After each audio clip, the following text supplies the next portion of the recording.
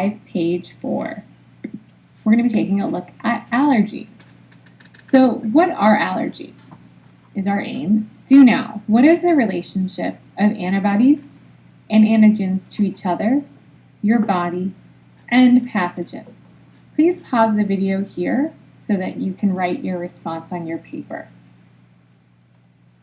When you're ready, hit play. When a pathogen enters your body, your white blood cells make the correct shaped antibody that matches the pathogen's antigens. So when a pathogen enters your body, your white blood cells make antibodies that match the shape of the pathogen's antigens.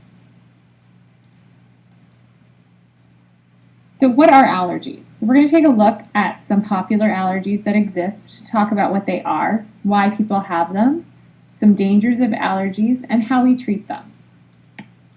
So some popular allergies include foods like milk, eggs, peanuts, soy, wheat, tree nuts like walnuts or cashews, fish and shellfish like shrimp.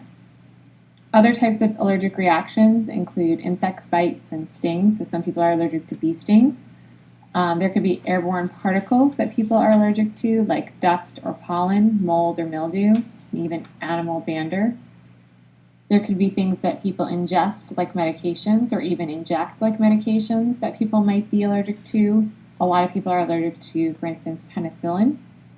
And then some chemicals, things like detergents or certain dyes, people may develop allergies. So again, allergies can be just through skin contact, through injection into the body, ingestion, meaning eating, and inhalation, so through the respiratory system. We can have different allergic reactions. So what are allergies? Allergies are when your immune system reacts to the allergen as if it were an invading pathogen. Antibodies are produced that attach to the allergens while the white blood cells attack. Histamine is part of the inflammatory response, causing the redness and the swelling.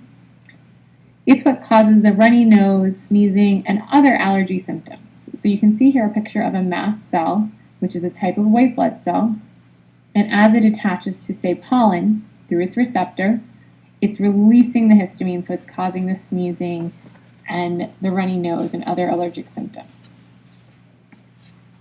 Allergies are a malfunction of the immune system. Your white blood cells create antibodies that match the shape instead of a pathogen. In this case, it's an allergen. Your body then has memory cells that create antibodies whenever you encounter this allergen again. So it's on almost an immediate response since it's through memory cells. So we have here the allergies enter the body near the human mast cells. So we have the allergen. The B cells are alerted and quickly turn into a plasma cell that starts to release antibodies.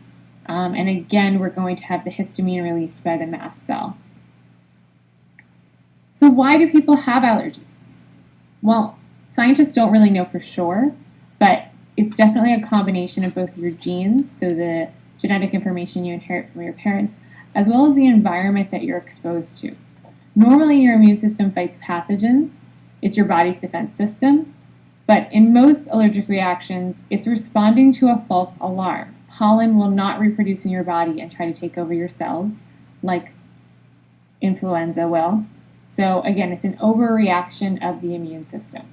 Now, a severe overreaction we call anaphylaxis. Anaphylaxis is a severe allergic reaction. Signs of anaphylaxis include difficulty breathing, difficulty swallowing, swelling of the lips, tongue, and throat and other parts of your body. It could lead to dizziness or loss of consciousness.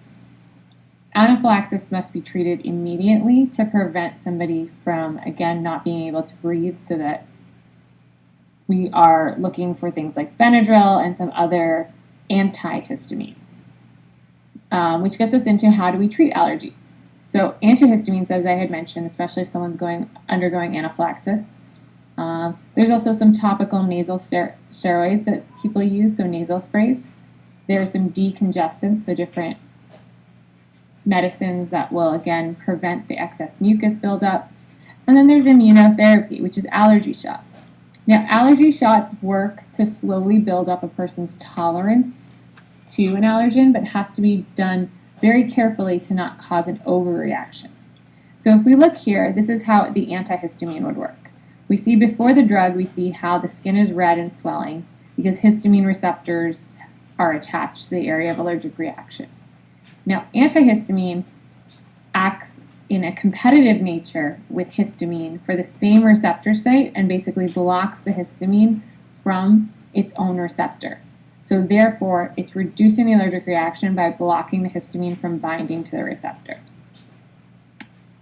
So pause the video here to answer the 5 summary questions, and then hit play when you're ready to review.